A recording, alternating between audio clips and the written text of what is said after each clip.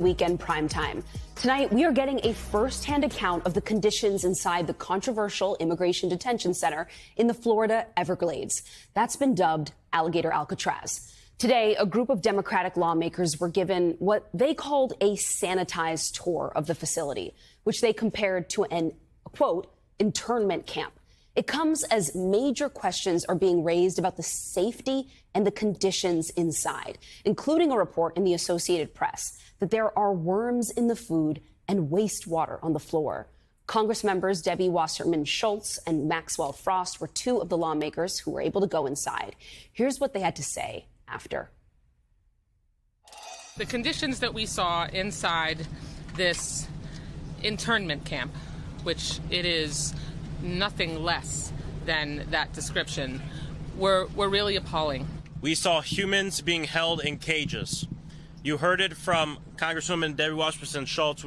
32 people per cage, 3 toilets in each cage for these 32 people, and their drinking water comes from the toilet. And joining us now is Florida Congressman Maxwell Frost, one of the lawmakers you just heard from there. Congressman Frost, thank you for joining us this evening. First, I want you to paint a picture for us of what it was like inside this facility, the sights, the sounds, the smells. But also, given that Democrats are describing this as a sanitized tour, what do you think happened in the days, the hours leading up to the moment at which you got access to this site? Well, I appreciate you guys having me. I mean, this was a very heartbreaking and emotionally draining day, seeing other humans being held in cages. 32 people per cage, only 3 toilets per cage. Look, when they opened that door, and they didn't let us fully in, but they let us just stand at the door, I heard people yelling for help. In the background, I heard one gentleman yell, "I'm a U.S. citizen." I heard people begging for us to contact their family. Someone said, "Please get my mom, tell her I'm okay." And then at the end, while we were walking out, they all started chanting, "Libertad, libertad, freedom, freedom." And when I was looking at those cages, I saw myself. I saw people my age, people who looked exactly like me. And so I'm ashamed as a Floridian, and every Floridian should be ashamed that our taxpayer dollars are being used to create this internment camp for immigrants. What were the sites? What were the fields where it was incredibly hot? I mean, when we walked into that and we saw the gentlemen in the cages, they were sweating.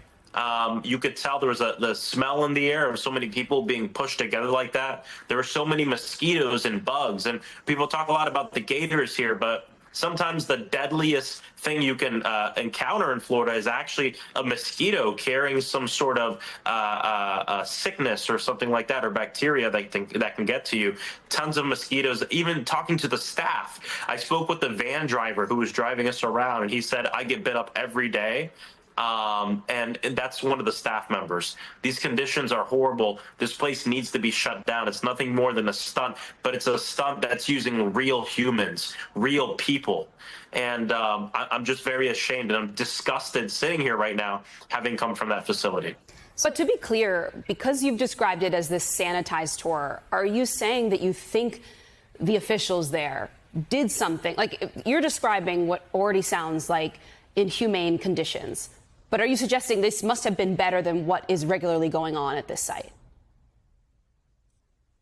Exactly. What we saw was abhorrent. What we saw are horrible conditions. And this was the sanitized version.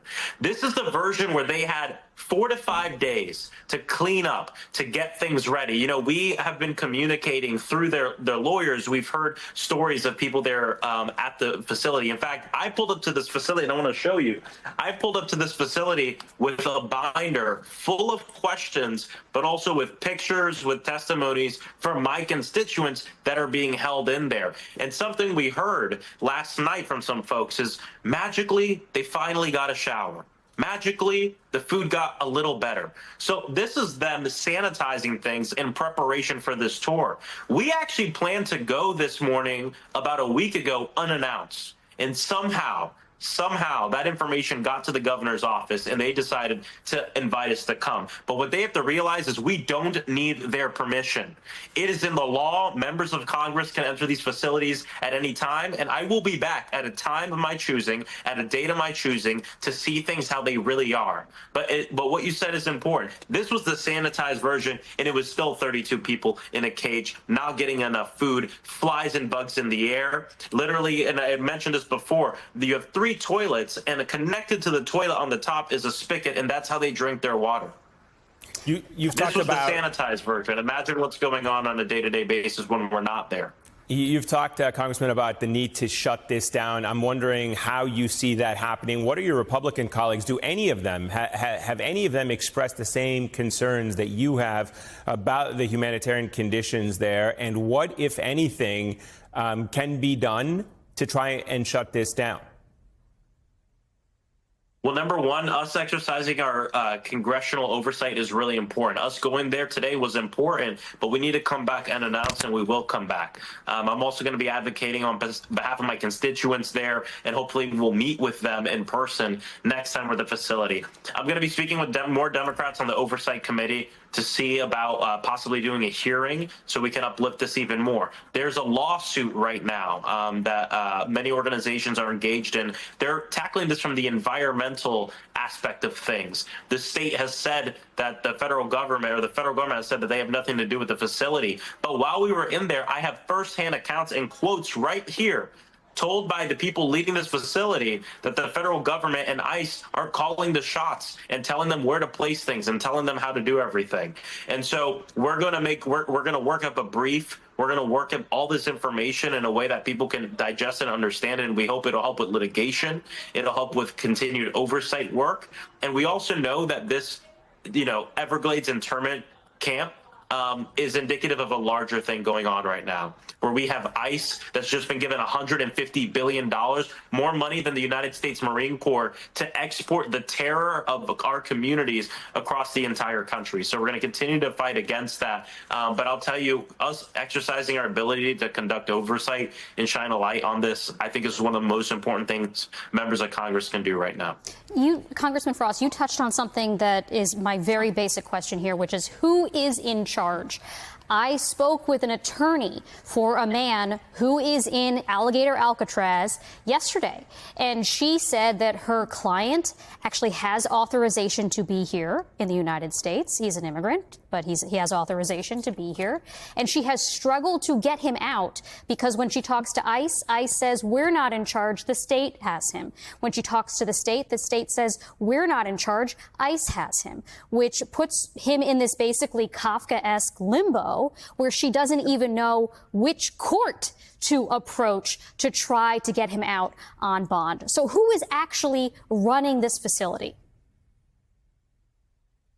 We got some answers on this because this whole hot potato situation, they're doing it to avoid legal liability. And that's why the litigation is so important, because at the end of this, we'll have a defined answer. But this is what I was told by Kevin Guthrie, who is the director of the Florida Department of Emergency Management, which they're managing this whole thing.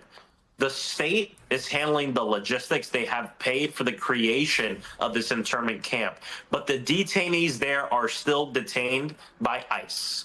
So it is a federal detention facility operated by the state government. And this is something that they tried to get around. And I actually brought it up multiple times to a point of clarification, and they continued to clarify it for me. But there's something else I want to bring up that I think is really important.